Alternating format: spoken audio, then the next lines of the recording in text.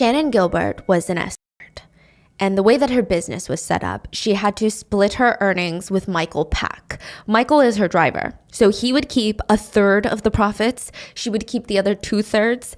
And at first glance, it's kind of an unfair split situation because Shannon is doing most of the work.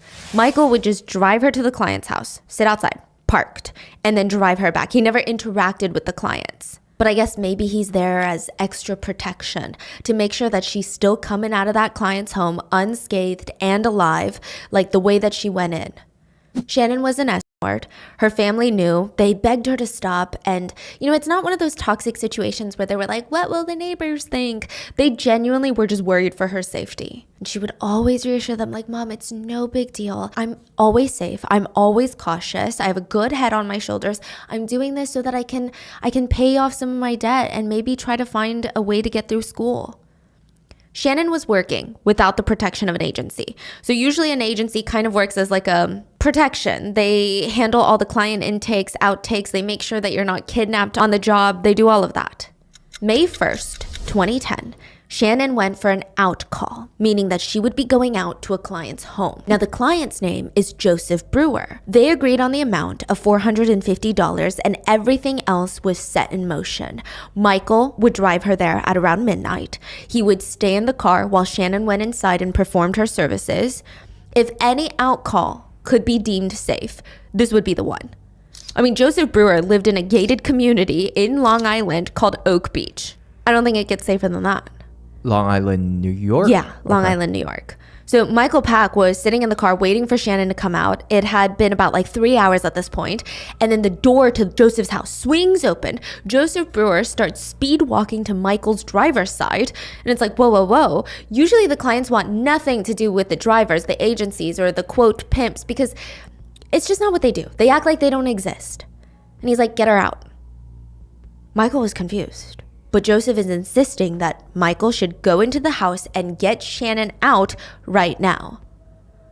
He gets out of his car, goes into the home, and he originally thought, okay, maybe Shannon had done drugs and Joseph can't, quote, handle her. So, maybe he just wants her out of the house. But when Michael walks in through that door, Shannon is accusing both men of working together, of being in on it and trying to kill her. Both men stated they believed that she had taken drugs and had fallen into a drug-induced state of paranoia.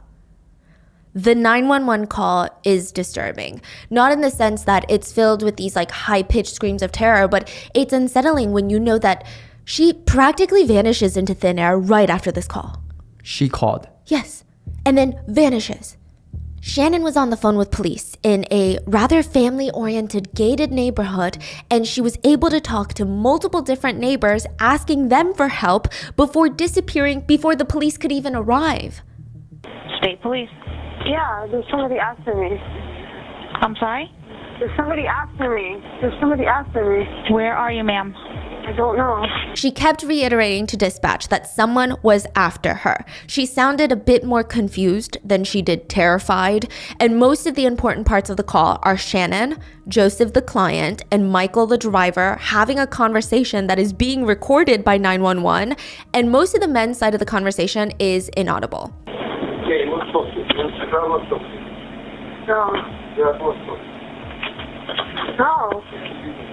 No, stop, no. And it seems like Shannon is suspicious that something is going to happen to her tonight. She thinks that these men have planned something sinister. She keeps asking Michael, the driver, multiple times, are you gonna kill me? Are you gonna kill me? To which he tells her, you're freaking me out. Let's just go home. What are you talking about? What's the matter? Are you okay? What are you gonna do? What are you gonna do to me? You freaking me out. Come on. Let's go back to Manhattan. Right? But it's clear she does not trust anyone in this situation. She doesn't want to go with Michael. Her gut is telling her that something bad is going to happen to her. Please, get me out of here, Lace. You were part of this all along. I can manage it now. In the beginning of the call, it seems like she doesn't want to leave because she doesn't feel safe.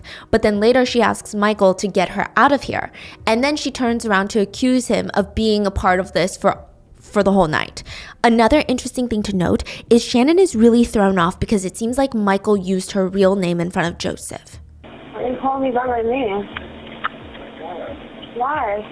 To her, it's like setting her red flags are going off. The red alarms are ringing. Her suspicion is through the roof. In front of clients, you never do because you use a fake name. And so she's like, why are you using my real name right now? Like, it's just adding this layer of like, I don't feel like I trust anyone right now. Why would you ever do that? And maybe it's like a very firm rule between drivers and escorts, like you never use the real name. And in the middle of that call, you just hear Shannon break out into a sprint. She's running fast past 1, 2, 3, 4 to 5 houses. She's screaming here and there throughout the 911 call.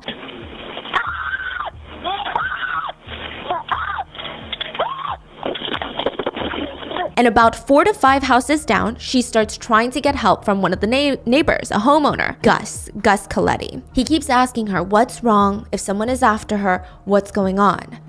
She seems to be talking to him, but it's inaudible through the call, and he tries to tell her to calm down so that she doesn't hurt herself. But she ends up running out of Gus's house, running down another few houses, 4 to 5 houses, about 0.2 miles down, and starts asking for help from another neighbor.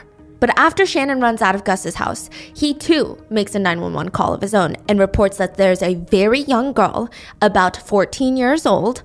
Whoa. Shannon is 23, but she's incredibly petite, like 4 feet 10, less than 100 pounds. Gus even describes her physical appearance as, quote, very small.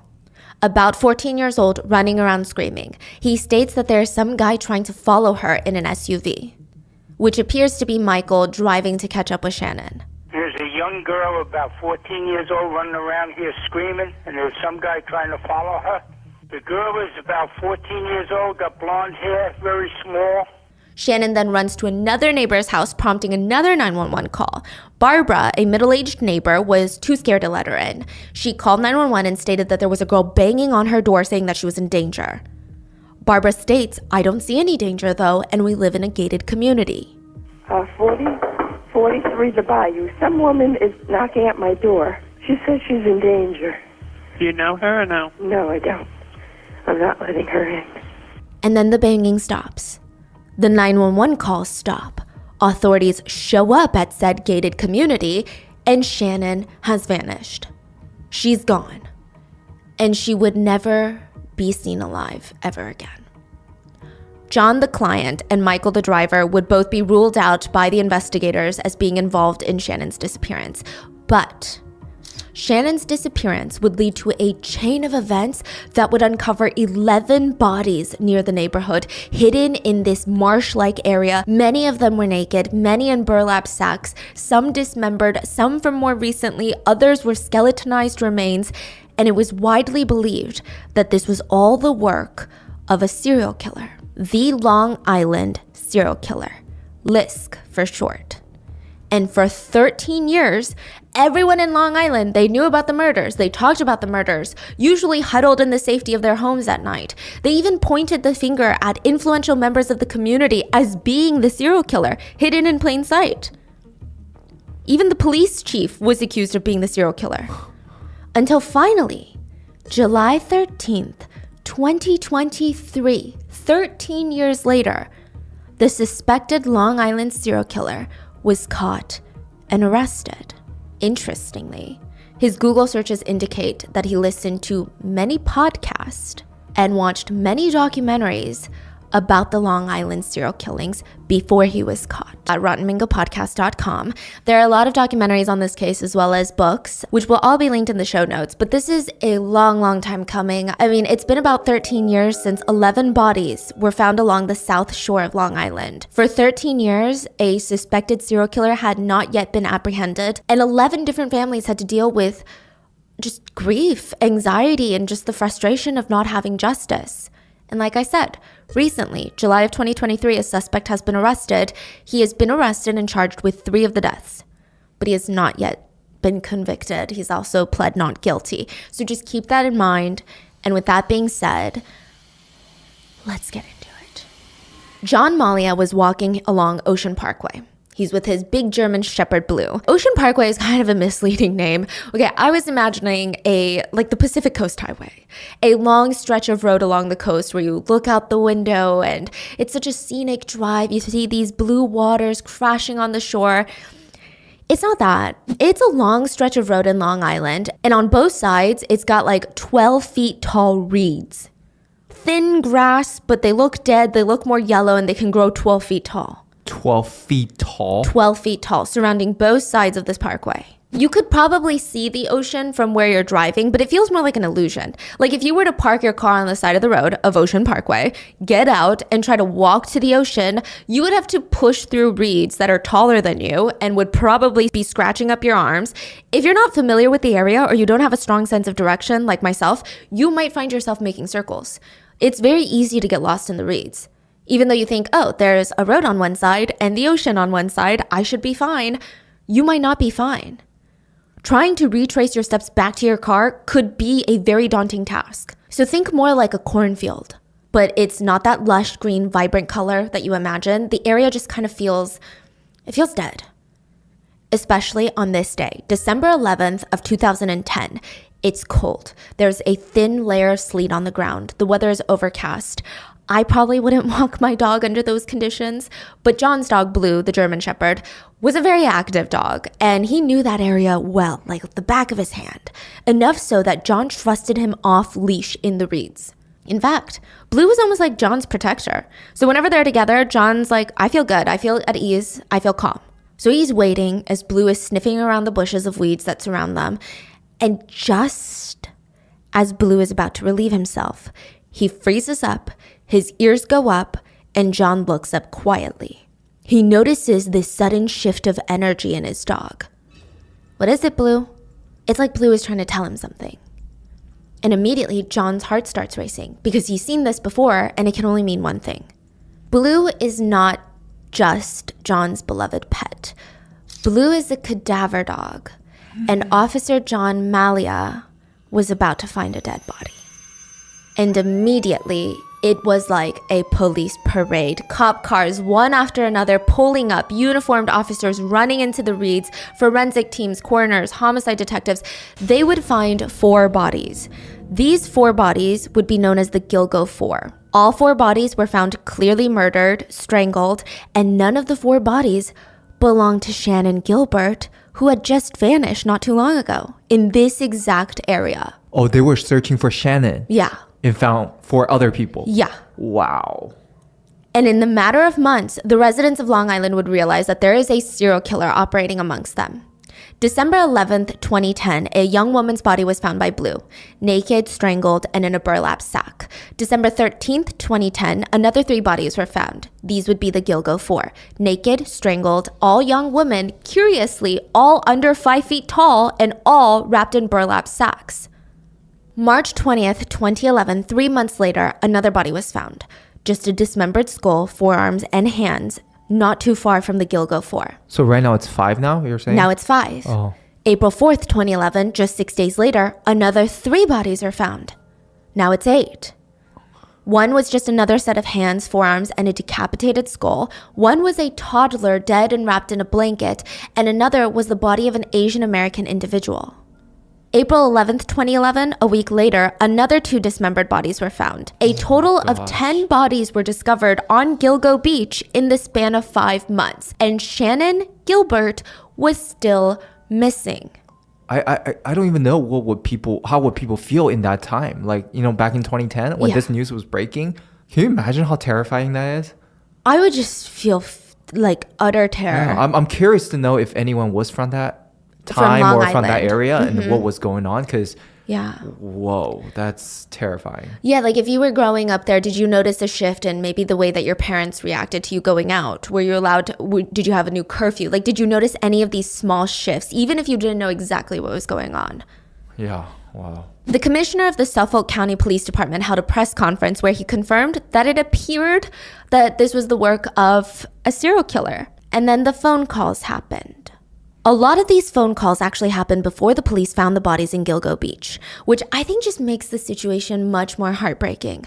A lot of the victims, their families had been losing sleep. They had put their lives on pause looking for their vanished loved ones. Like, where are they? Did they run away? That's what the police are saying. Was there foul play? I have no clues. This is before the bodies are found. One of the victims, Melissa Barthélemy, which I'm going to get into the victims in a little bit. Melissa's sister, Amanda, had dedicated so much of her life to finding her missing sister. For years, that's all she focused on was finding her sister. She just vanished one day in New York City. Amanda would stop at nothing until her sister was found, okay? She knew that her sister would never run away. They were basically best friends. They told each other everything. She needed to find her sister, Melissa. A few months after Melissa went missing, Amanda got a phone call from Melissa's phone. Her stomach dropped. She rushes to pick it up, hoping to hear her sister's voice on the other line, apologizing for not being in touch and having this big old grand excuse of why she went off the grid. And she's like, Melissa. Instead of hearing Melissa's soft voice on the other end, it was a man who said, this isn't Melissa. Amanda started panicking. I mean, she wants to drop her phone, hang up, but she knew that this phone call could be the only time to get any information on the whereabouts of her beloved sister. She had to talk to this man, but it was clear he was just here to play games, okay? The man on the other end sounded so cold, calculating, devoid of all emotions. He sounded like pure evil, and it sent shivers down Amanda's spine. He would calmly say the most heinous things to Amanda. Are you going to be a whore like your sister? Wow. And then he would hang up, leaving Amanda to feel anger, fear, grief, but also like pure determination to find her sister despite this evil man. And that's just the start of the calls. The man continued to call for the next year. The family continued to pay Melissa's phone bill because it was clear that the man had her phone and this was his way of reaching out. And there's nothing could be done to track? Oh, let me tell you. Okay, so before we get there, sometimes Amanda's mom would pick up the call just to spare Amanda from the pain, you know? Like imagine your sister's gone missing and you're the one picking up these phone calls, but the man on the other end would just hang up. It's almost like he wanted to taunt Amanda specifically, the person that Melissa was the closest to. They're closer in age, and it's like he wanted to gloat to her. In one call, the man told Amanda that her sister Melissa was dead. He said he killed her and he was watching her body rot. He also said that one day, I will show you Melissa's rotting body. The phone calls themselves were very unsettling, but they were also very revealing. So yeah, this happened in like 2009, 2010. Authorities can still trace calls back in the day. So why would the killer risk calling the sister of the victim so many times? Because he got off on it. He's a sadist. He's a cold, calculated, sadistic killer. This was a man that enjoyed the hunt. The taunting, the inciting, the riling up people is like a big part of that. He just wants people to know, I did this and I got away with it. He just can't stand not getting some credit for his crimes. Well, the police would trace his calls and it would lead them right to the middle of New York City, Midtown in Manhattan to be exact. So the calls, they can be traced to a very small area, but New York City is a densely populated city. The calls all took place during rush hour between 5:30 to 6:30 p.m. The authorities would pull up CCTV footage around the couple of blocks that the calls could be zoned in on. And literally so many people in and out of offices, trying to catch a cab, trying to get on the train, trying to get into their cars, and almost all of them are on the phone. And it's 5:30 to 6:30? Yeah, peak rush hour. That's like someone getting out of the work time, right? It's like a killer just finished his day job and is like, I've been waiting for this moment. Yeah. It would be impossible to pick out the killer. I mean, it's like finding a needle in a haystack. And then for decades, nothing. The investigation stalls. I mean, they knew a few things. They were looking for most likely a middle-aged white man that knew the area well. The dismemberment of some of the bodies hinted to someone who took pure pleasure in hunting others and of inflicting pain. The calls signified that this is someone who wanted to relive that feeling of power over and over again and craved the hunt. And also, the killer would be the type to believe that he's too smart to be caught. And that almost kind of bothers him in some way. He wants to play games. He wants people to know that there is someone out there doing these terrifying things, and he almost wants credit for it. Because of the burlap sacks, for a while authorities and the public believed that maybe the killer was like a blue-collar worker of sorts that worked in construction, possibly plumbing, or something with their hands. They would kind of narrow down their pool of suspects, but not by much. So throughout the years, many people have been accused of being the Long Island serial killer. It's like a guess who type of game. Can you spot the killer in the crowd? This went on for about 13 years before someone was finally arrested. Joseph Brewer was suspected by netizens of being the Long Island serial killer. He was the man/client that met up with Shannon the night that she vanished. He claimed that Shannon came to his home and after a while started behaving erratically, and he just wanted her out. She was convinced, though, that everyone was out to kill her. So, I mean, I can see why he's a suspicious person in the grand scheme of things. Also, the bodies are found really close to the gated neighborhood that Shannon went missing. The reason that the bodies were uncovered was because of the investigation into Shannon Gilbert's disappearance. But he passed a polygraph and he was cooperative with the investigation. He was ultimately cleared by the police as a suspect in Shannon's death, as well as a suspect in the Long Island serial killings. Recently, a lot of my friends and family have been starting small businesses, and they've been seeing all these people online having like a breeze. You know, they sell their art, they sell their designs, their products online, and everyone is just flocking to them. But when they sit down and try to come up with a game plan of how to sell their products, they feel so overwhelmed, like they don't even know where to start. Sometimes it feels like a mountain. I think Shopify is the best starting place. And the best part is Shopify is going to stay with you all the way until you get to that top of that mountain, and they're going to support you the whole way through. You guys tag me in your products. You guys are super talented, whether it's drawings turned into hoodies. I've seen you guys create ceramic mugs. You guys are like one of the most talented bunch I've seen. Shopify can help. Shopify is the commerce platform millions of businesses use worldwide. So whether you're talking about an out of the garage, just getting started with you and your friend, or you're talking about a massive business that you're ready to IPO, Shopify is the only tool that you need to start, run, and grow your business without all of that struggle. Shopify puts you in control of every sales channel. So whether you're selling in person on Shopify's POS system or on Shopify's all-in-one e-commerce platform, you're covered. And once you reach that audience, Shopify has the internet's best converting checkout to help you turn them from browsers to buyers. And I like how with Shopify, as the business owner, you have control and they're just really there to assist in taking your business to the next level. Shopify actually powers 10% of all e-commerce in the US and millions of other entrepreneurs of every size across 170 countries. So you know you're in a good crowd. Plus, Shopify's award-winning help is there to support your success every step of the way, which I think is super huge. And this is a possibility powered by Shopify. Sign up for a $1 per month trial period at shopify.com/rotten, all lowercase. Go to shopify.com/rotten to take your business to the next level today. Shopify.com/rotten. Joe Fody was suspected by netizens of being the Long Island serial killer. Now, this one is interesting, okay? So at one point, if you went on the Wikipedia page for the Long Island serial killer, Joe Fody was listed as being the perpetrator, but he had never been arrested. I don't know if he's ever really been investigated. He's definitely never been convicted of the crimes. So who the hell is Joe Fody? That's what people were wondering. Joe Fody was a retired corrections officer from Suffolk County Jail. This is the jurisdiction of where the killings happened. He was under investigation after being sued by 5 female inmates who insisted that he had essayed them while they were in jail. Obviously, if these accusations are true, Joe Fody needs to be put behind bars for a very long time. But what does that have to do with the Long Island serial killings? Well, people connected the dots, okay? If he is heinous enough to essay people in prison, he probably had some other crimes outside of his job. Maybe he killed escorts.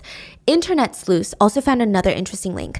I believe you can see who edits information on Wikipedia, and somehow these internet sleuths were able to track whoever edited and add Joe Fody's name as the killer on the wiki page. They tracked the IP address to whoever edited it, and it was pinpointed to none other than the Suffolk County Police Station. So does that mean that someone that works within the very same police station felt like, oh, I can't come out with this information because I'll lose my job, I might get killed, so all I'm gonna do is put it up on Wikipedia and let the netizens handle it? Wow. What Some is very chilling behind the scene yes. activities. Wow. Like, what did they know that we didn't know about Joe Fody? Joe Fody, though, was eventually cleared by the police, but I believe there are a lot of netizens who just never let this connection go for the past 13 years. Peter Hackett was suspected by netizens of being the Long Island serial killer. So he's the former head of the Suffolk County Medical Services. A lot of big people involved, okay? He actually lived very close to where Shannon went missing. It's like practically his backyard. Apparently, he knew Shannon and would help her get medical services, but allegedly he would do that inside of his own home. He was also trying to, or already did, open up a home for individuals trying to get back on their feet, and he claimed that he wanted to help Shannon. Apparently, he also mentioned providing care to Shannon the same day that she went missing, and it made Shannon's mom and family very uncomfortable. So the theory was that Shannon was terrified after making those 911 calls, but she ran to Dr. Hackett's home for help because Barbara wasn't opening the door. Maybe Peter Hackett had done something after that. It's said that Peter Hackett was not a well-liked man, like at all. A lot of his neighbors hated him, stated that he was dramatic, temperamental, and when investigated by authorities, he refused to take a polygraph. It just felt like this man had a lot of things to hide. Shannon's family would even file a wrongful death suit against him. And in the end, authorities said, this is not the killer. He's just a drama queen that loves attention. Like he wanted to be a part of the conversation of a big case, but he didn't even realize what he was getting himself into.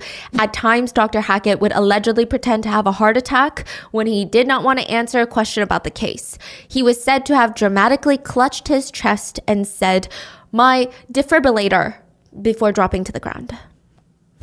Like he's pretending? Yeah. There was no evidence linking the doctor to the case, and he was dismissed as a suspect. And then Joel Rifkin was the next netizen-appointed suspect. You say Joe? Joel. Joel. Oh. If you guys don't know Joel, he's a serial killer. He operated in the late 80s, early 90s in New York, and it's assumed that he killed anywhere between 9 and 17 victims while he was active. Let me know if you guys want to deep dive on this case, but he was a brutal killer. He would remove teeth and fingerprints from victims. His very first murder, he put his victim's head in a paint can before leaving her in the woods of a golf course in Jersey.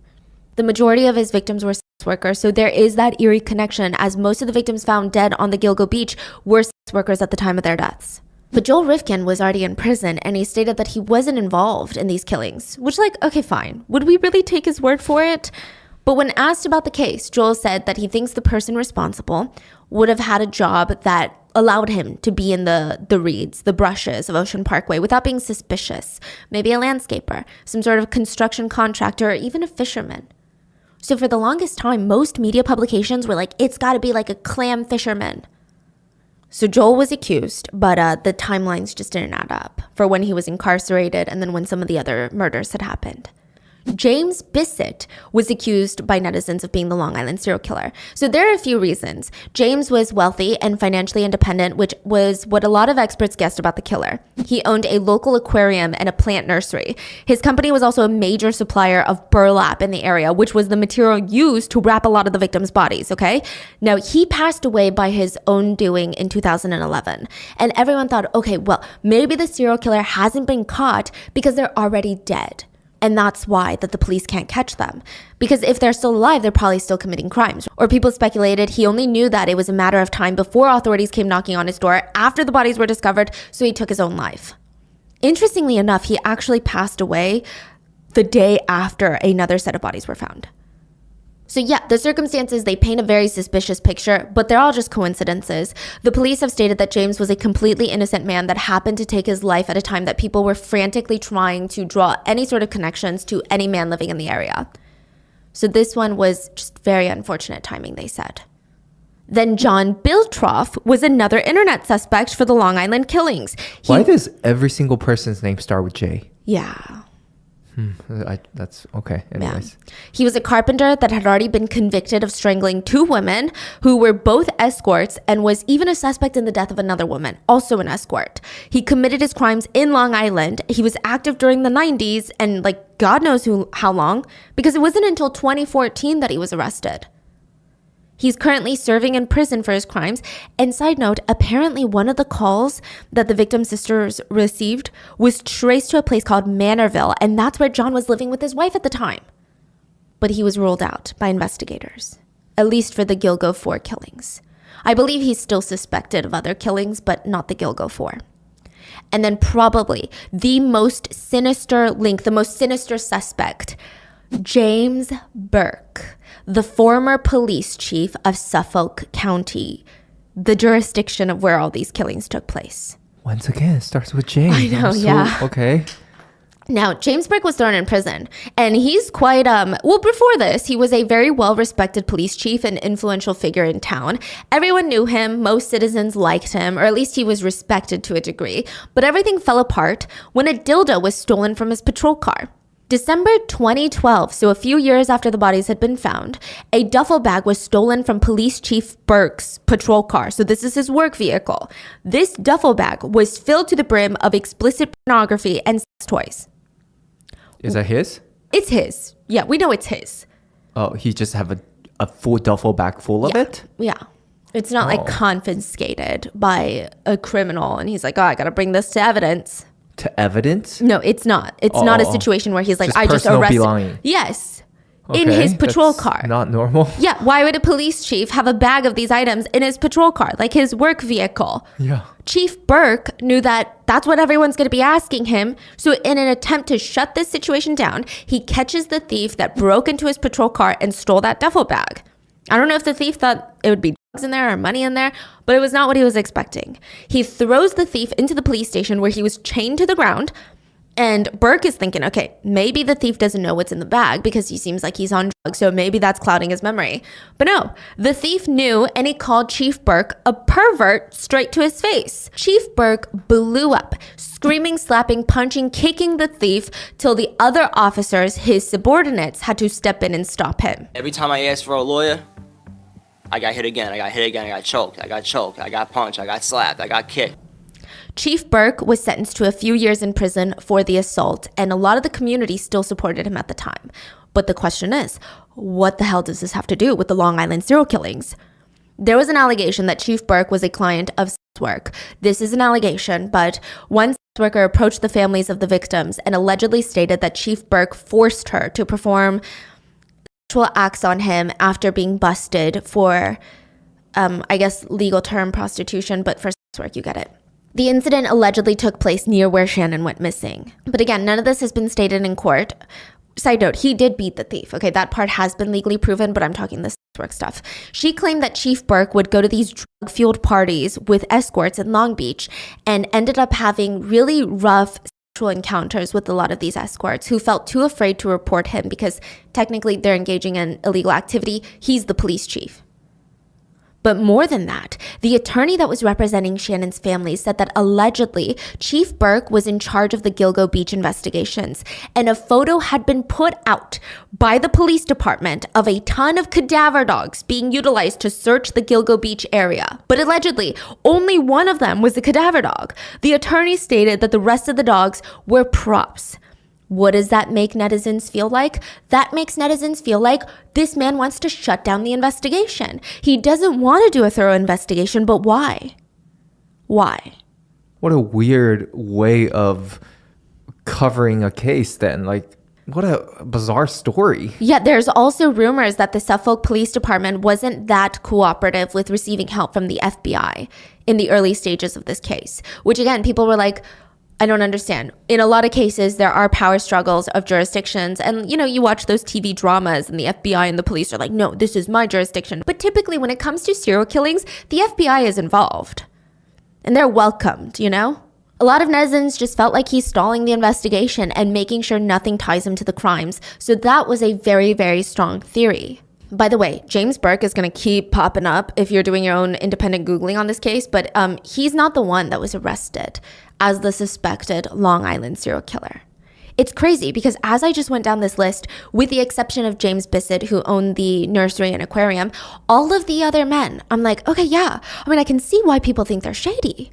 Yeah, I can see that. And a lot of netizens believed if the killer was ever caught, it would likely be someone on this list or someone that people had heard of being connected to this case before. But July 13th, 2023, a man was arrested for his connections to the serial killings, and it was not anyone on the list. It was a dad, a husband, an architect in Midtown Manhattan. He founded and owned his own firm, RH Consultants and Associates. Not anything to do with RH, the furniture shop. He had an office on Fifth Avenue, an architect that worked with massive companies like American Airlines, New York City sewage treatments, and even Catholic charities. He founded this? Yeah. So he's very, very successful. Yeah. Wow. Well, there's debate about it because technically he works with a lot of high profile clients. I don't know if his success ebbed and flowed. I don't know if he was in and out of financial despair, but I believe that at one point his family was on welfare. Okay. So that's a huge debate too. I believe he worked on the project for the new Target store in Soho, as well as the Burlington Coat Factory store in Brooklyn. Yeah. And his double life came crashing down because of a pizza.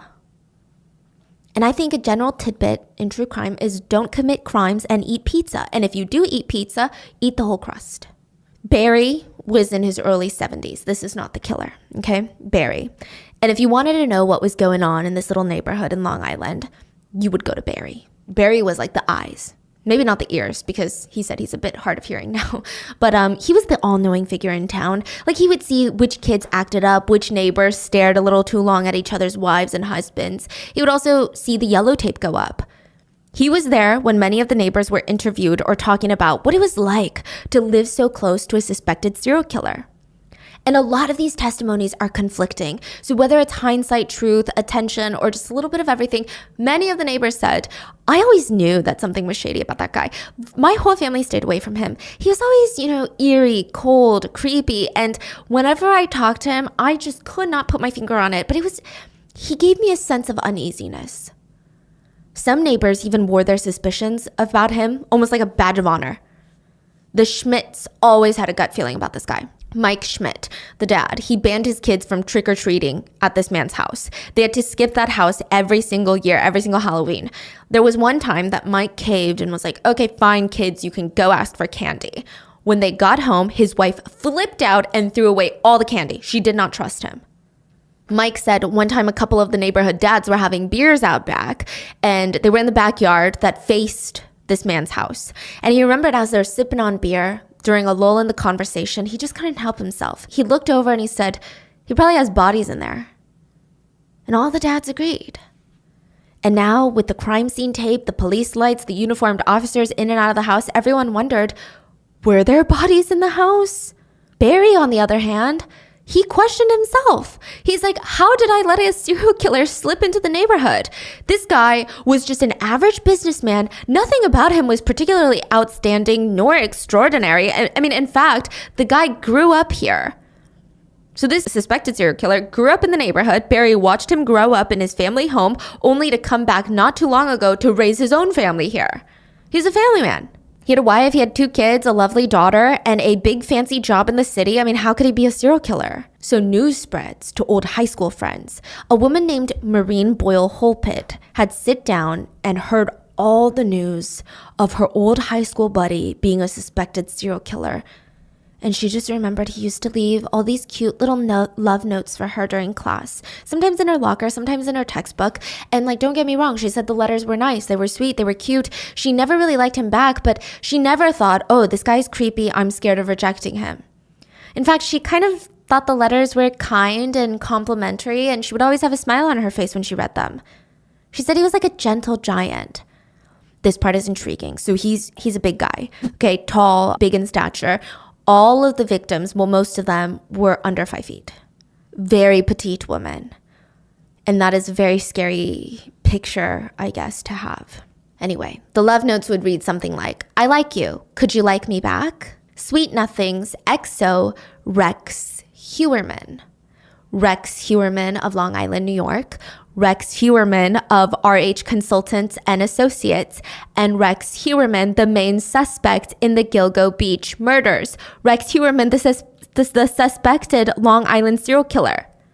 So Maureen from high school, she's really distraught when she's reading these headlines of Rex Hewerman this, Rex Hewerman that, even more so when she realized that one of his victims over 20 years after high school was also named Maureen. So did anyone really know who Rex Hewerman was? Some people say, no, I knew it from the get-go. He was creepy. Some people said, I never saw it coming. He had a wife named Aza Ellerup, a stepson named Christopher, and a daughter that he shared with Aza, Victoria Hewerman. And I'm not sure what the family dynamic was. There's not too much information on that. But it does seem like the family is incredibly shocked at finding out that Rex was suspected of being a killer. Maybe they saw him the way that Steve saw him. So Steve is a property manager in Brooklyn that worked with Rex for the past 30 years. That's a long time, okay? Oh my and he gosh. said he was just a big old goofy guy. Like he kind of had a nerdy side, but all I saw was a hard worker that was very detail oriented in his work. And he said, he was a gem to work with. He was highly knowledgeable. There's actually a video of Rex online where he's talking about his line of work and how it is dealing with clients. And he seems like a New York business owner that you might come across. Like nothing about the video feels that alarming unless you want to say like, oh my God, his eyes felt empty. But as being honest as possible, like taking hindsight away, I kept rewatching this video and I'm like, he seems pretty normal. He kind of has that gritty New York sense of humor where he says a little bit of edgy things, but it doesn't sound too aggressive. Just sounds like he says it like it is type of guy. He also seems like one of those friendly dads that make these kind of off-color jokes and you're like, I don't know if you should be joking like that. But there's nothing that I think, if I had hired him as an architect for whatever, I don't know if I would have been like, oh my God, his eyes are empty. He just seems, at least in a professional setting, very normal. And it's very possible that that's the Rex that the family knew. Or maybe they saw flashes of a darker side here and there. But maybe they could never imagine in a million years just how dark it would be. Someone who worked with Rex, a former coworker of his, stated that he scared her. She said his face would turn bright red whenever he was like even a little bit riled up or would see just like a random woman's face, like just randomly. His face would turn bright red like a little teenage boy. And he seemed to get off on making his coworkers squeamish. He just liked getting this reaction. So he would talk in depth and graphic detail about hunting and killing animals to get a reaction out of his female coworkers. She also stated that an ex-coworker had quit to start a new competing business nearby, and she said that Rex was so mad. She was scared that he was going to go out and shoot the ex-employee.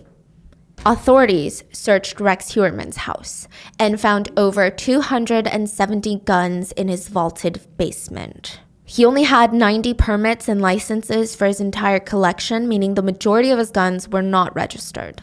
270? Yeah. Side note, there were rumors that there was a soundproof torture room in his house, but that was confirmed to be false by authorities. It's likely that people misunderstood vaulted basement as soundproof room, and then it became like torture chamber. Other notable items found included a painting of a woman with 2 black eyes, like raccoon eyes, as well as a glass case with a doll inside. Interesting. These items have been seen by eyewitnesses being taken out of the house, but they haven't been confirmed by police. Here is what has been confirmed. The authorities dug up Rex's backyard and found no bodies buried. They did confiscate 8 terabytes of hard drives, and it hasn't been publicly revealed if the hard drives are filled to the brim, if they have anything of significance on them, but a few of Heuermann's searches were released to the public, and it's really bad. I'm going to be censoring most of them for this episode. I don't even think I could say it without, being on a watch list somewhere. It's linked in the show notes, the bail application, and that's where you can find it. He was into some incredibly, incredibly dark stuff. He wanted to see minors anywhere between the age of 10 and 13 years old. He was looking for explicit content with girls with beaten or bruised faces or being tied up and tortured. The word crying appeared numerous times in his searches. He wanted to see women and girls crying and in pain, and he specifically wanted to see them cry while actively basically being tortured. A very scary search that has been a topic of online discourse was specifically for a torture video of a redhead. Many netizens have pointed out that his daughter has red hair, and that just adds a very dark, sinister layer to things. His searches are terrifying. I mean, some of them just read, girl with beat up face, blonde hair girl, young depressed. It's just so unsettling. A lot of torture, a lot of violence, a lot of girls and women with the exception of like 1 or 2 searches. But that's not all. Apparently, he was also actively searching about the Long Island serial killer case. He searched things like, why could law enforcement not trace the calls made by the Long Island serial killer?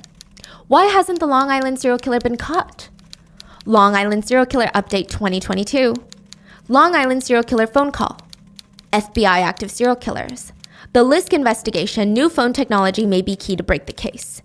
And at first I wondered, okay, maybe these searches could have been made in an anxious state, and it very well could have been. But then these searches I'm about to tell you about make me feel like this guy is getting off on not being caught, like getting off on outsmarting the cops.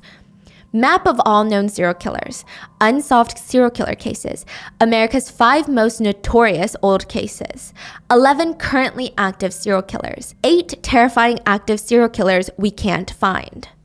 The Gilgo Beach Killer Criminal Minds episode. Yeah, he definitely is reliving it. It's Yeah. not something that he's trying to hide away, get over.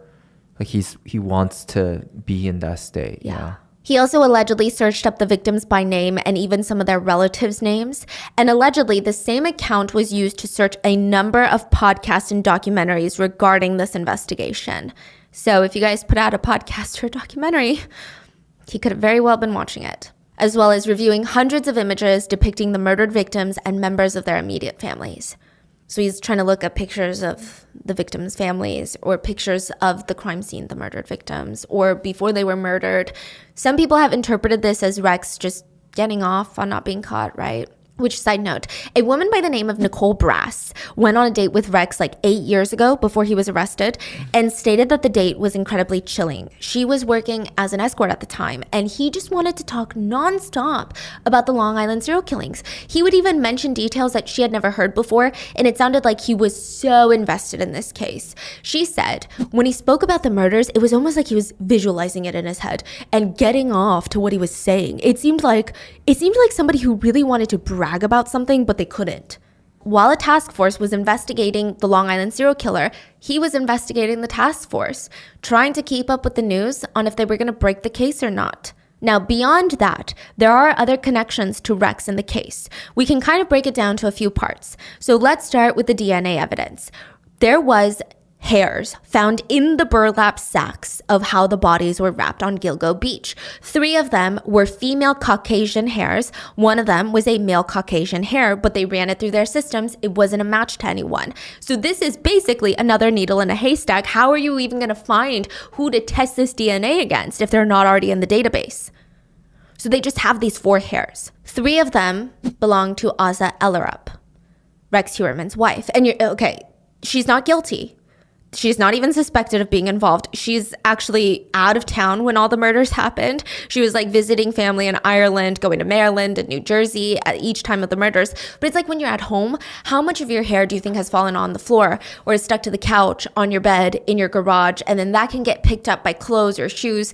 It's not that you would necessarily be guilty of a crime or even understand that a crime had happened. It's just you shed DNA as you exist. Now, his DNA, one of it was linked to the case. Now, this is going to be important later, but there's other evidence. And I think this will be like the new age of serial killers. So American Express, Amex records, it's a credit card if you're not from the US, they showed a reoccurring payment made to Tinder, the dating app. On his Amex. Yes, which revealed that Rex had a Tinder profile set up that linked to a burner phone number. His name on Tinder allegedly was Andrew Roberts. So basically, they believe that they're able to track his Tinder account to a burner phone and this burner phone to Rex, and this Tinder account is linked to his Amex. So it's like a digital trail. Side note, this selfie was also sent by a burner phone. So like, I don't know how they're going to argue that one in court, right? He sent a selfie to a worker from a burner phone. Rex was also caught on CCTV cameras at a cell phone store in Midtown Manhattan purchasing minutes for one of these burner phones, which, for those interested, Rex had a ton of different emails, fake emails that authorities believe he used to conceal his identity on these websites while hunting for victims. And one of the emails was hunter1903a3@gmail.com. And I'm sure it could very well just be Hunter, the name. But with all the talks of him being someone that likes to taunt, chase, and hunt his victims, I just thought it was an odd detail. But this is where I thought things were so interesting. So you know the whole Black Mirror episode, the Terms and Conditions episode, the recent release? Well, Terms and Conditions might have caught Rex too. So authorities traced Rex's home IP address. They monitored his IP address, and in creating one of these fake emails, he had to accept terms and conditions that was accepted from his supposed IP address. So they're basically saying, we can confirm, at least we're going to argue that this can be confirmed to be his fake email address that was used to create a Tinder account that is also used to link to a burner phone. Because he accepted terms and conditions from the IP address of his home. Then that same IP address was used to look up news about the investigation. So they're saying we can try to argue that he is looking up news about his supposed own investigation. And then that same IP address was used to book flights at JetBlue for Rex Heuermann and his wife. So it's like we can all connect these things to Rex because of his IP address. Right, because IP address is the same for Rex Yes. and for all these fake identities. Yes, but also he's like using the same IP address to book a flight for Rex Heuermann. Meanwhile, creating fake identities with the same IP address. Yeah, Exactly. so it's kind of like IP this. address is the common link. Yes. For all these fake. Yeah. Which I feel like this could very well be like the new age of serial killers being caught. Now, these are all the things that authorities are gathering and building a case against Rex Heuermann. I'm sure that there's a lot more information and a lot more evidence that hasn't been released to the public yet. And the way that they caught him is also very interesting. So back in January of 2022, there was a designated task force that was going to pore over the files and just try to find all these little pieces of evidence and see what they have. In March 2022, they keep coming across their very first lead, which had been there for decades, over a decade. And it's this car. One of the first victims that was discovered vanished on the beach. There was an eyewitness who saw her and was like, before she vanished, there was this Chevy Avalanche that was like there, this old Chevy. I believe they gave the license plate names. And that car was believed to be driven by the killer. And in 2022, they traced it to Rex Heuermann. Now, that's when they started investigating him, and they uncover the alleged burner cell phones that Rex allegedly purchased to arrange meetings with three. Wait. I'm so sorry. That's it? Just a car? Yeah. And a lot of people are like, how did you not investigate that earlier? But I guess they didn't think that it was a big lead. Oh. Yeah, tell me about it, okay? A lot of people are mad. Okay. Yeah. So then they started investigating Rex. They're like, this guy is buying a lot of burner phones. A lot of these burner phones can be connected to be in contact with a lot of the victims' phones at one point or another. All of his locations can be traced to when those phone calls to the victims came out. He was in that area. His own personal cell phone pinged him in that area, which was also very close to his Midtown office in Manhattan. So it would make sense that he got out of work and then made those taunting phone calls if it indeed is him. On top of that, they pull his Amex records, and there were numerous instances where Rex was buying something in the same general area as he was calling. So like right after a phone call was pinged in Midtown Manhattan to one of the victim's family members, he would be purchasing like a hot dog in Midtown Manhattan. So just another link. And if you guys are into the whole nitty gritty breakdown in this, the show notes, I'm going to have the bail application. You can read over that, the court doc. But there's just a lot more in depth of like where each cell phone towers pinged him and at what times and like all of that. They also have the hairs from the Gilgo Beach 4, and they needed to test Rex Heuermann's DNA. He ends up throwing away a pizza box in a garbage can in Fifth Avenue, like on the side of the street, one of those public trash cans, while leaving work. They get it. He's not a crust eater. So his DNA is left all over that pizza crust. That pizza box was brought in and the DNA was a match. Now, it is again important to note that even though Aza Ellerup, the wife's DNA, was a match to the hairs found on the bodies, authorities do not believe that any of Rex's family members have been involved or to even have knowledge of his crimes. In fact, authorities found multiple travel records that Aza, his wife, was out of town when the murders took place. Like I mentioned. If this is all true, then it's likely that he timed so that he could kill when he was alone. It's a tricky situation because, obviously there are so many victims with ties to this case and all of their families who have been searching for justice and answers. And I can't imagine that the type of pain that they had been experiencing for the past 13 years. But I hope I can gently point out that typically serial killers have a lot of victims, and it's not just the victims they killed and not just the victims' families, but with a lot of serial killers, they were family members, and a lot of these family members, they were floored to find out that the person in their life had a double life. So I would just wonder if it's such a niche feeling that most of us will never, hopefully, be able to relate to. It's loss, grief, anger, betrayal, and just a strong sense of like how. I would imagine it's just a whole questioning of your life and identity. Rex's family members are really going through it. So they're going through this process, but his wife Aza is also battling cancer. Her health insurance runs out soon because she was covered under Rex's work plan. And their son Christopher has a disability. And I'm not saying this to be like, oh my God, guys, they're the only victims in this case. Trust me, I'm not. But I will say that the police have been a bit rough with the way that they approached the Heuermann family I mean, forget Rex, I'm talking about his family. They were essentially kicked out of their homes. The family have reported that the home has been completely trashed. So essentially the police during the search warrant, I will say they were thorough. They even cut up a bathtub in the family home to make sure that there was no evidence or bodies hidden inside the bathtub. And additionally, authorities did not give the family time to ensure the safety of their 2 family cats.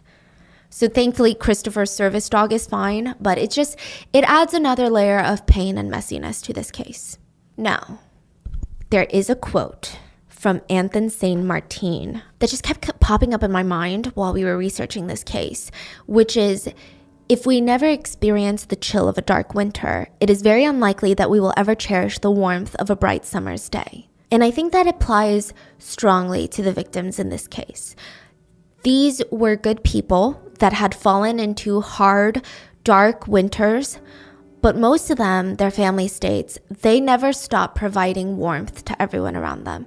Even if they themselves were out shivering in the cold, they still were bringing happiness and smiles and joy to everyone around them. And I think that's what we should focus on. Megan Waterman was the first of the Gilgo Beach bodies to be identified. She was 22 years old. Her family said if you had just met Megan, you would fall in love with her. She was hilarious, super witty. She had a very pure heart. And maybe that was hard for her to be in a world that is pretty cruel. And maybe it's hard for her to understand that not everyone has the level of love and compassion that she wanted to have. And one of the biggest things during her childhood was she felt abandoned by her parents.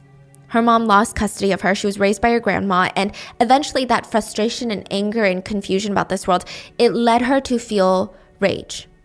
Just a lot of rage. She fell into drinking as a teenager, and she had this turning point in her life where she found out that she was going to be a young mom.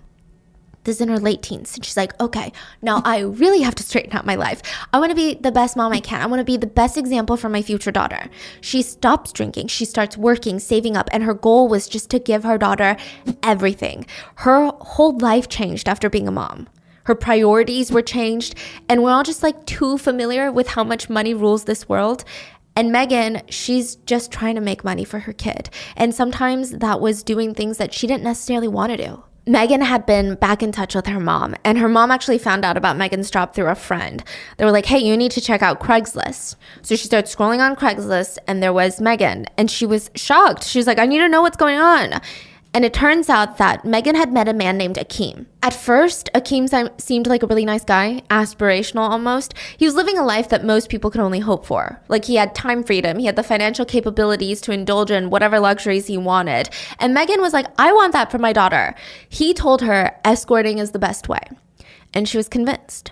She starts posting on Craigslist and the Backpage, which is another website, and Akeem supposedly slid right into the role of being her pimp. He would drive her to her clients' meetings, and on this particular night, he took her to Long Island, dropped her off at a Holiday Inn Express, and then she vanished. CCTV cameras showed her leaving the hotel at around 1:30 a.m. She was seen alone leaving. Maybe she was meeting up with someone else. Maybe it was, And that was the last time she was ever seen alive. The second body belonged to Maureen Brainard Barnes.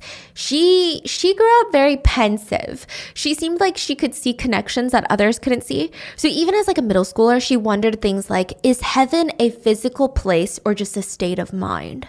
She's having these very deep thoughts, and growing up, her head was just always in a book. Her nose was shoved in a book, and when she got really into it, she was so lost, it would take like a semi-truck honking its horn full blast for her to be like, oh my God, what's going on in reality? And that's not to say that she was out of touch or living in her own version of reality. She just really loved getting lost in ideas and connections and stories. Her favorite book for a while was The Da Vinci Code by Dan Brown. And her thing, Maureen's one thing was life is full of mysteries. And, a lot of people, they'd be like, what's the point in trying to figure it out? But Maureen was a firm believer that the answers were just right there for anyone who dug deep enough. And her eyes would light up when she would tell her siblings about what she had just read. And this is how she grew up. And sure, she went through like a rebellious phase, but she was skipping school to read books. So it's not like the most thrilling way to break the rules, if you ask me. But I think what made her very special was the very thing that made it very hard for her to be happy in this world. She was a very big dreamer, and she hated the idea that not everyone was that. So one time she was living with her sister Missy, and she brought home these 2 stray kittens.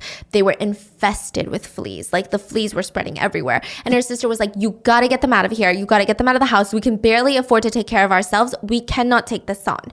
And Maureen told her, you can't live life being so heartless. She went and bought flea shampoo with whatever little money she had. She came home, spent hours taking off every single flea and tick, and her whole body was covered in scratches from the kittens. But she did not feel any of that pain. And by the time she was 21, she had a 4-year-old daughter with no steady income. She tried everything. She tried working at a call center, delivering pizzas. Nothing really stuck. And then she was like, you know what? I'm going to be a musician. She really loved writing. So she's like, okay, this is what I'm going to do. But in order to fund myself, I'm going to try to be a model. So she goes on modelmayhem.com. She submits these profile shots and like model headshots, and then emails start flowing in from a ton of quote modeling agencies. They were basically escorting agencies. And obviously they know what they're doing. They're targeting young women who need to make money. And of course it starts slow. They say it's like webcam stripping, but in person, no intercourse. It's like being a dancer. That's it. It's a great stepping stone into being a model. All the top models had this phase in their career. And slowly she gets more and more intrigued, and she goes up to meet with a talent scout in New York City. And he kept saying as long as she came to New York City, he could help her get set up and she would be modeling in no time. Maureen was really excited. So right off the bat, the first day, it felt like the possibilities were endless. She was told about how much money she could make, about how this was the start of a successful life for her and her daughter. And soon enough, she was on Craigslist. And she usually went by Marie or Juliana, and it just seemed like she never told any of her family members about her job. Not even her sister Missy, Melissa, that she was super close with. In fact, Missy would ask, like, what are you doing in Manhattan all the time? And Maureen would kind of get a little bit touchy about it. It made Missy very nervous. Like, what would my sister be so touchy about? Why is she so sensitive when I ask what her job is? So most of the time, Maureen would meet with clients in hotel rooms, and she tried to stay away from doing out calls, which means that she goes to meet with the man, whether it's at their place of choosing, typically their home. But July 9th, 2007, at around midnight, she called her friend and said that she was doing an out call. That was the last time she was seen alive. When Missy and Maureen's brother found out that she was missing, they actually went to New York City, and they had a picture of Maureen, and they were just asking any passerby, like, have you seen this woman? Please, have you seen this woman? And I think the visual of that is just so heartbreaking, because if you've ever visited New York City, it's an amazing city, but people are on the go. People are probably not stopping to listen. And even the ones that did, they hadn't seen her. And it seemed like the police didn't care because she was an escort, and they said she probably ran away. Her body was found on Gilgo Beach 3.5 years later. After her disappearance, her best friend Sarah would actually receive phone calls from the killer. Wow. Yeah. And the killer would try to get Sarah to verify Maureen's tattoo, to be like, I know Maureen. Do you know Maureen? Where was her tattoos? Sarah would state the location of their tattoos. And he said, I saw her. She was alive, living at a house in Queens, New York, which obviously turned out to be a false lead. But it does seem that it was the Long Island serial killer calling. Side note, according to the book Lost Girls by Robert Kolker, Maureen actually had posted on MySpace during her escorting days about having nightmares about encountering a serial killer during her job. Because I guess she was scared of the dangers of her job, which I'm saying she really avoided doing out calls.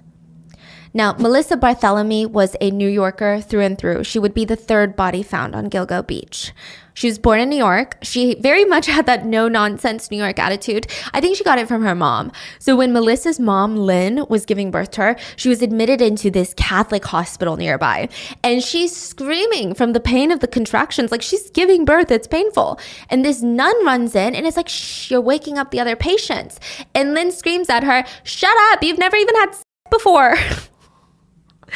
So it runs in their family, And Melissa grew up to be 4 feet, 10 inches tall on a good day, they said.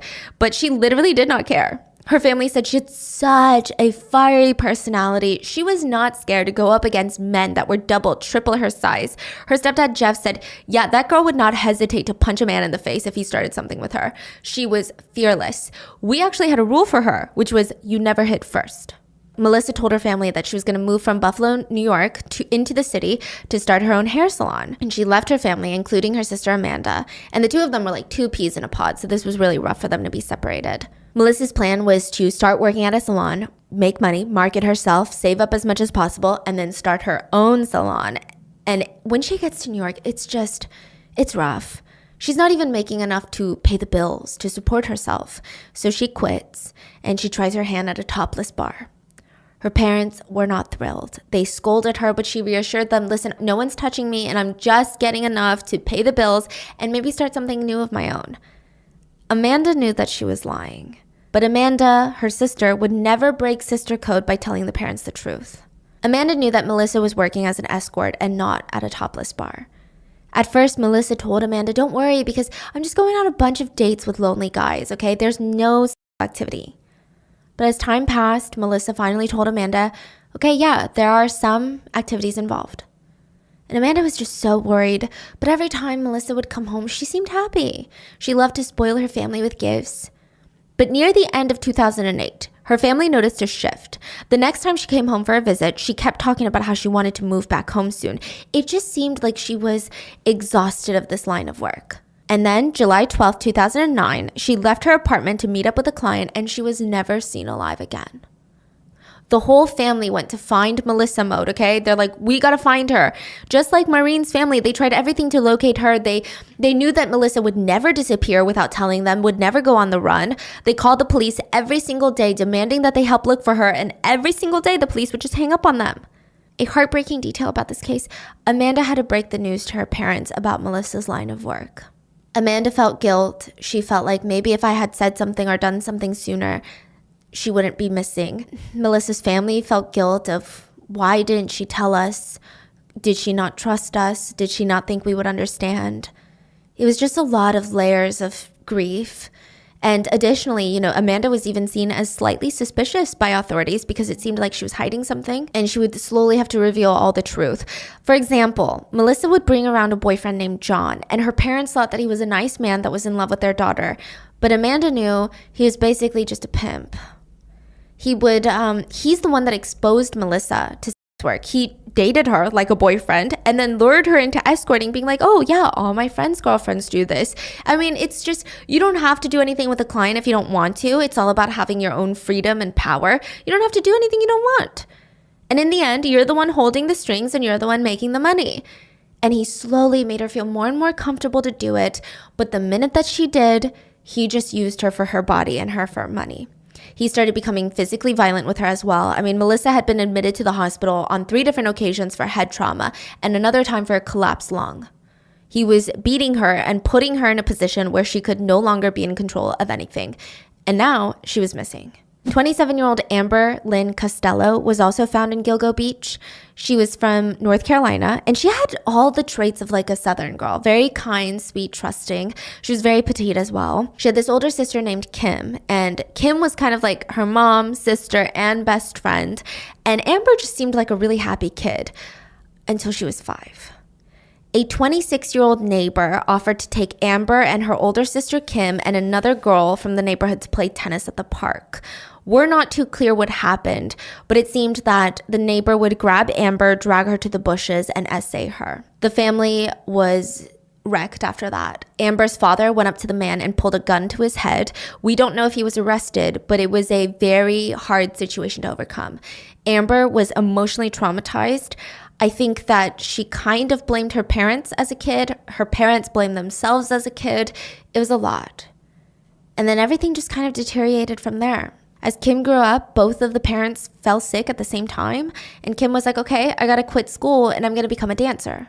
So she became like a bachelor party dancer. Sometimes it would be her alone or with other girls. And she worked for this big agency. And she was told over and over again, like, you don't have to do any activities. In fact, this agency strictly forbids you from doing activities. Wink, wink. So the agency is basically saying, we pay you to go dance. Now, if you do something else, we don't want to hear about it. We don't want to know about it. You take that money in cash. Yeah, because I guess it would be illegal if they were running like, Yeah, an escorting business. And some of these girls, they all lived in the same house. There was almost like this sorority type atmosphere to it. And Kim really liked it. She was making more than like $800 a night or more. And other girls her age, they were making like $10 an hour working at fast food chains, if even $10 an hour. And Kim treated this job like a job. She was here to make money, set boundaries with clients, and in the end, it's all about making the money, providing for her family. Amber eventually joined to help make some money for the family. And people said that if you saw both the sisters, they were just very different.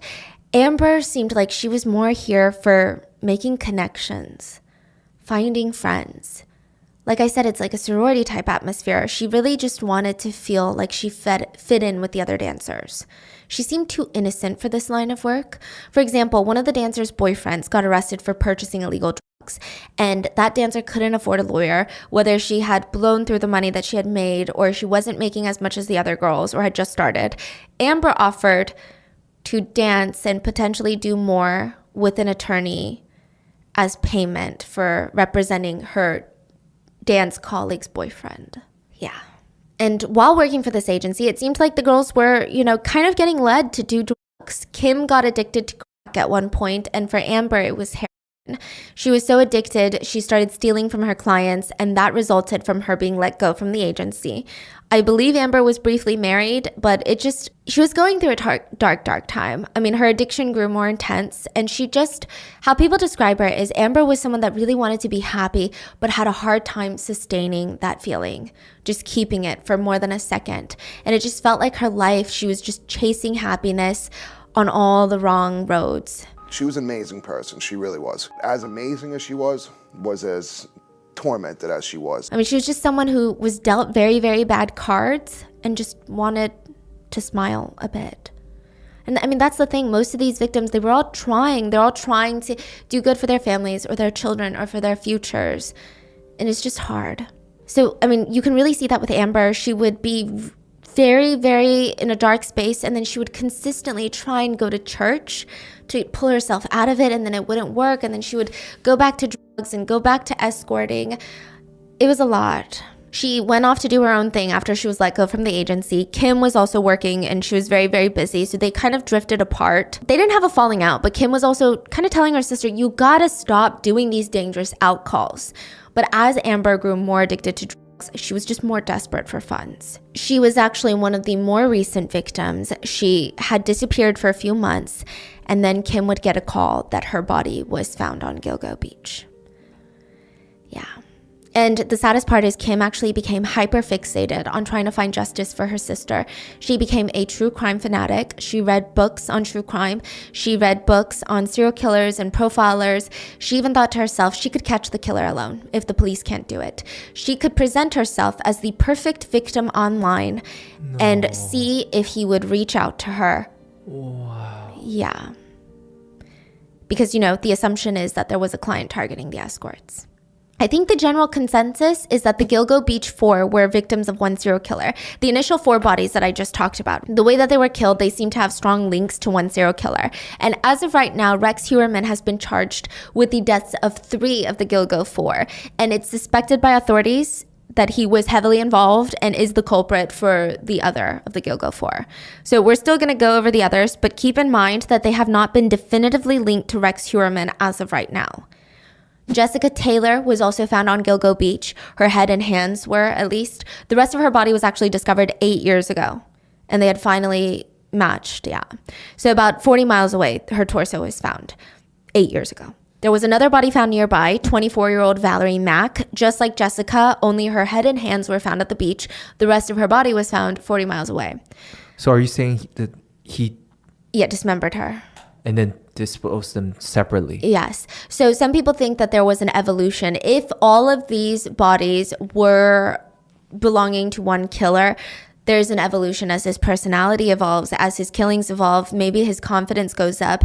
If this is true, because these bodies seem to have been from much further back. So people are speculating he might have dismembered them as an attempt to, because he's more anxious of being caught. But maybe as his confidence grows, he has been just dumping bodies whole. Because he's like, no one's going to find the bodies. I don't have to go around and do all of this. Mm-hmm. And then he stopped. Well, people think that he probably didn't. Yeah. That there's another dump site somewhere, whether that be Rex or the Long Island serial killer, because again, legally, he hasn't been convicted yet. So just covering my butt there. So whether whoever it is, if they're still alive, the Long Island serial killer, they probably never stopped killing. Then there is whom the authorities refer to as, quote, Peaches, which I feel is a little bit disrespectful, but that is how she's often referred in this case. She was a Jane Doe, and she had a tattoo of a heart-shaped peach on her left breast. So authorities called her Peaches. She was a young black woman wearing gold jewelry at the time of her death. Her torso had been found decades ago in a storage bin, but her limbs were found in Gilgo Beach. Her body was linked to the toddler found on Gilgo Beach. So remember, there's a toddler. Yeah. That is believed to be Peach's daughter, and the theory is that Peaches was an escort that had brought her child with her on the job because she couldn't afford care, and her child was killed to get rid of any witnesses or trouble. There was also an unidentified Asian individual found on Gilgo Beach, and just to put a quick disclaimer, we have no idea how this person identified while they were alive. In all reports, they are referred to as he, him, because forensics have identified the remains as, quote, male, and the investigators have come up with their own theory of how this person was killed. Their body was found in women's clothes, so authorities speculated that they were an escort and they had advertised their services online, and the theory was the killer hired them and for whatever reason was very upset with how they might have presented themselves in the ad and then killed them. Profilers and officials lean towards this theory because their victim profile doesn't really match the others, and again, they speculate that they were killed by blunt force trauma. I believe we're dealing with skeletal remains, so there might be some evidence on the bones, but I guess it's just different from the strangulation and asphyxiation of the other victims. And then just, again, this is just going off the theory that all of the victims are related to the Long Island serial killer case. Some people argue that there are two killers that dumped their bodies in the same place. Nothing is 100% or certain as of now. There was another body, though. She was known as the Fire Island Jane Doe, but has recently been identified as Karen Vergata. Her legs were found wrapped in plastic decades ago, and the rest of her body was found on Gilgo Beach. And now we have to talk about Shannan Gilbert. She's actually not considered by authorities as a victim of the Long Island serial killer or the Gilgo Beach killer, but it seems like her disappearance almost triggered this investigation. It's almost impossible to hear about the Long Island serial killer without having Shannan's story so closely intertwined. So whether or not Shannan was a victim of the Long Island serial killer, it's yet to be seen, but Shannan was still a victim of someone.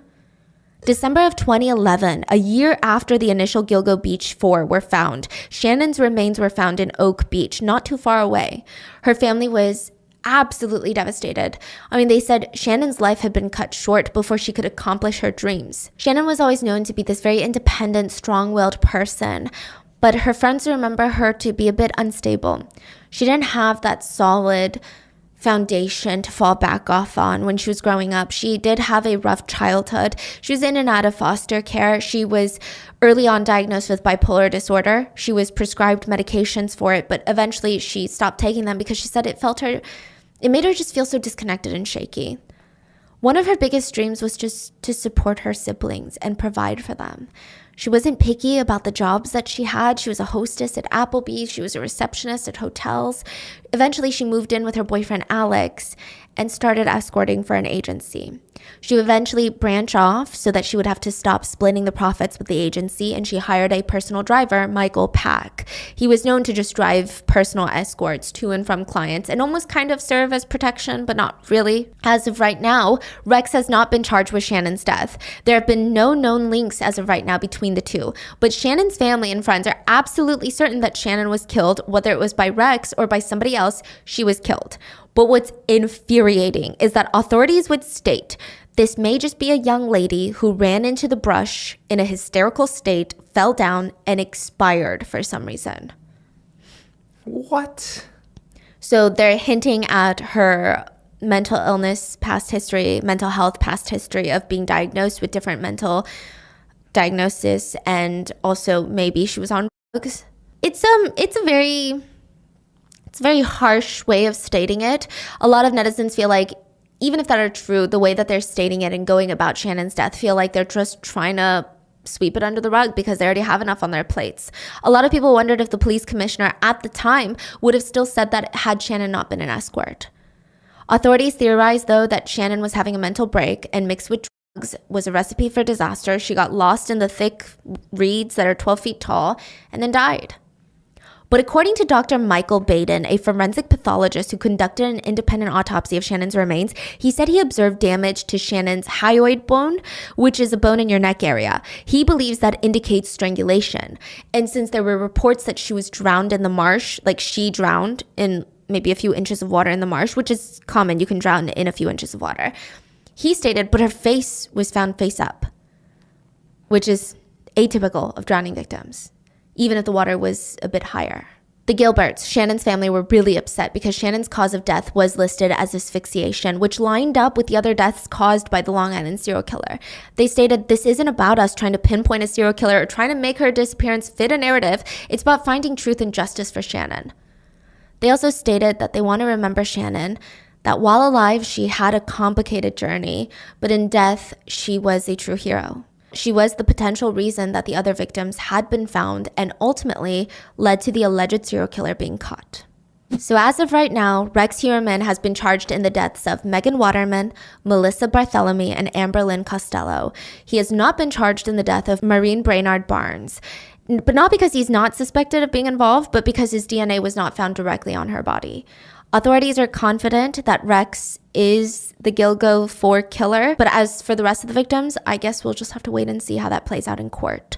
And I'm not saying that to insinuate that there's not good evidence against Rex. I'm just saying he hasn't been convicted in the court of law, so I'm maintaining some caution.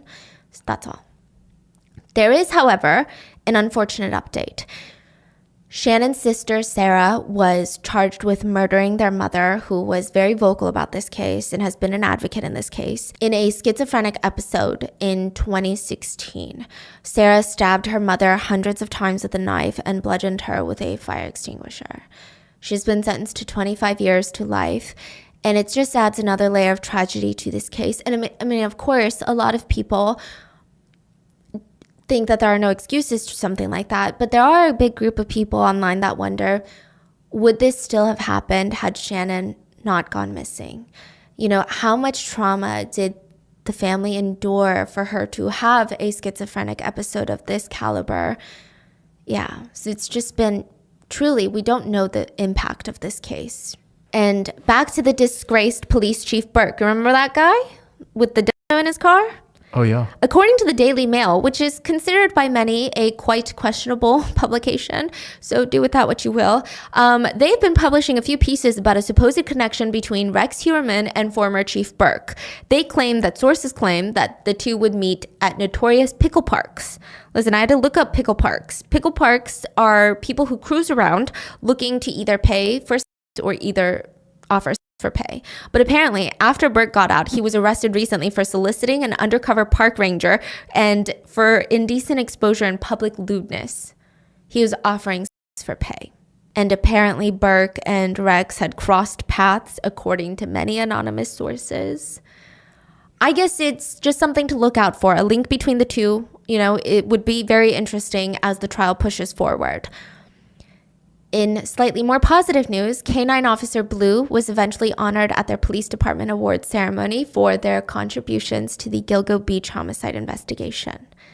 Rex Heuermann has pled not guilty. He's due back in court at the end of this month, end of September, so I imagine there's going to be a very lengthy process to justice, but the families, they've waited long enough. Jessica Taylor's cousin said, I hope that she's remembered as a beautiful young woman, not just by her occupation at the time, but by everything else. She's loved and missed every day. Megan Waterman's sister said, I felt anger and relief. It's starting all over again, you know? She was vulnerable, naive, a drug addict girl who was very influenced by this monster of a man. And Lynn, the mother of Melissa, said, I'd like him to suffer at the hands of other inmates. Death is too good for him. And I guess one beautiful thing that has come out of such a tragic, heinous series of events is the victims' families have formed a very strong bond. They're leaning on each other for support and uplifting each other, and hopefully that will help them in their fight to justice. Suffolk County Police Commissioner Rodney Harrison stated, Rex was a demon that walked among us, a predator that ruined families, someone that shattered lives, and not just one, but several, and maybe more, and I wish I could give you an answer. I can't tell you at this time. Is Rex Heuermann going to be held accountable for the other bodies on Ocean Parkway? Only time will tell. I guess we'll just have to wait and see what happens next. But what are your thoughts? Please leave it in the comments, and please stay safe. I will see you guys on Sunday for the mini-sode. Bye.